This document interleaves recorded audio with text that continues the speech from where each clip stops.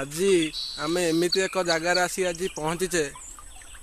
କେନ୍ଦ୍ରାପଡ଼ା ଜିଲ୍ଲା ମାର୍ସାଇ ବ୍ଲକ ପାଟକୁରା ଥାନା ଅଞ୍ଚଳର ରଘୁନାଥପୁର କରାଣ୍ଡିଆ ଗ୍ରାମର ଏହି ଏକ ଆଶ୍ରମରେ, ଯାହାକି ବହୁତ ପୁରୁଣା। ଏହା ହେଉଛି ଆଶ୍ରମର ଏକ ପୋଖରୀ, ଯେଉଁଥିରେ ଏକ ବୁଲାବୁଲି ପାଇଁ ଏକ ସୁନ୍ଦର କାର୍ଯ୍ୟ।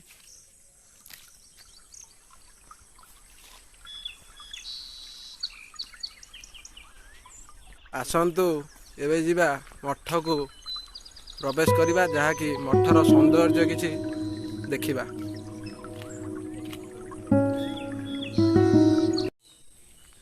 ଏହା ହେଉଛି ଗୁପ୍ତେଶ୍ୱର ମହାପୁରୁଷ, ଯାହାଙ୍କର ଏଇଠି ସିଏ ଶୂନ୍ୟ ପାଇଥିଲେ। ଏହା ତାଙ୍କର ହେଉଛି ସମାଧି। ଏହା ହେଉଛି ଆଉ ଜଣଙ୍କ ମହାପୁରୁଷଙ୍କ ମୂର୍ତ୍ତି, ଯିଏକି ଠାକୁର ଅଭିରାମଙ୍କର।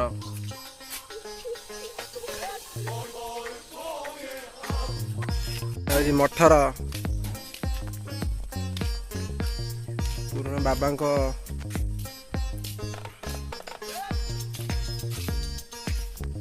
ଏହା ହେଉଛି ଗୁପ୍ତେଶ୍ୱର ମହାପୁରୁଷ ପୀଠ, ଯାହାକି ରେ ଉପସ୍ଥିତ।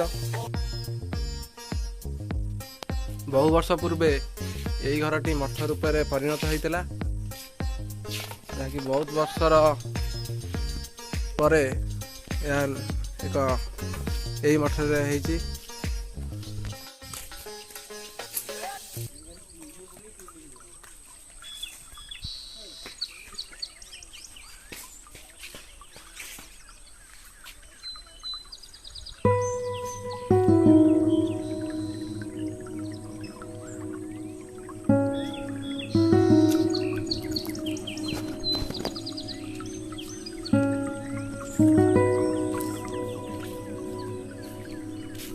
ବହୁତ ସୁନ୍ଦର ପରିବେଶର ଏହି ମଠଟି, ଯାହା ବିଗତ 200 ବର୍ଷର ପୁରୁଣା।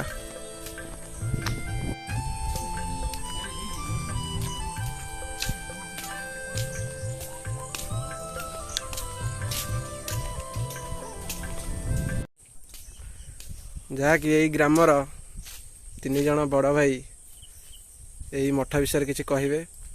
ଭାଇ, ଆମର ଏଇ ଯେଉଁ ରଙ୍କାଳ ଖୁଦବାଜି ମଠ, ଏହା କେତେ ବର୍ଷର ଆଉ ଏହାର ସୌନ୍ଦର୍ଯ୍ୟ କ'ଣ କେମିତି? ମଠ କଥା ଯଦି ପଚାରିବେ ତାହେଲେ ମଠ ତ ବହୁତ ପୁରୁଣା ବର୍ଷର ମଠ, ଯେଉଁଟାକି ଆମ ଜେଜେବାପା ଅମଳର ମଠ ଏଗୁଡ଼ା ସବୁ। ଆଉ ଆମେ ଆଜିକାଲି ଦୁନିଆରେ ଲୋକମାନେ ତ ଆପଣ ଜାଣିଥିବେ ବେଶୀ ପସନ୍ଦ କରୁଛନ୍ତି ବାହାରେ ବୁଲାବୁଲି ଭଲ ମନ୍ଦ କରିବା ପାଇଁ, କିନ୍ତୁ ମଠର ଯେଉଁ ସୌନ୍ଦର୍ଯ୍ୟଟା ଅଛି ଏଠି, ଆମେ ଯେହେତୁ ଗାଁର ପିଲା ଆମେ ଏଠି ସେଠି ବସା ଉଠା କରୁଛୁ, ଆମେ ଦେଖିପାରିବୁ ମଠର କେତେ ସୌନ୍ଦର୍ଯ୍ୟ, ଏମିତି ପୁରା ନ୍ୟାଚୁରାଲ ସୌନ୍ଦର୍ଯ୍ୟରେ ଭରପୁର ମଠଟି। ଆଉ ଆମେ ଏ ମଠର ଜଣେ ମହନ୍ତ ବି ଅଛନ୍ତି, ତାଙ୍କଠୁ ବି ତମେ ପଚାରି ବୁଝିପାରିବ ଏ ମଠର କ'ଣ ଅଛି ତାଙ୍କର। ହଉ ଠିକ୍ ଅଛି, ଆଉ ଜଣେ ବଡ଼ ଭାଇଙ୍କ ପାଖରୁ ବୁଝି ରଖିବା। ଭାଇ, ଏ ମଠର ସୌନ୍ଦର୍ଯ୍ୟ ଭାର ଆପଣ କିଛି କହିପାରିବେ? ମଠଟି ଆମର ପ୍ରାକୃତିକ ପରିବେଶରେ ଭରପୁର। ମଠଟି ଆଖପାଖ 10-12ଟା ପଞ୍ଚାୟତରେ ପିକନିକ୍ ସ୍ପଟ୍ ଭାବେ ଜଣାଶୁଣା। ଏଠି ଫିଷ୍ଟି ବହୁତ ହୁଏ। ମଠଟି ବର୍ତ୍ତମାନ ଅପରି ଗଛ ଅଛି, ଛାଇ ହେଉଛି, ବସୁଛନ୍ତି, ସେଥିରେ ଉପକୃତ ହେଉଛନ୍ତି। ଆଉ ଆଧରେ ସବୁ ପ୍ରକାର ଗଛ। ଏହା ହେଉଛି ଏହି ମଠର ବହୁ ପୁରାତନ ଅନେକ କାଳରୁ ଥିବା ଓସ୍ତ ଗଛ। ଏହି ଓସ୍ତ ଗଛରେ କିଛି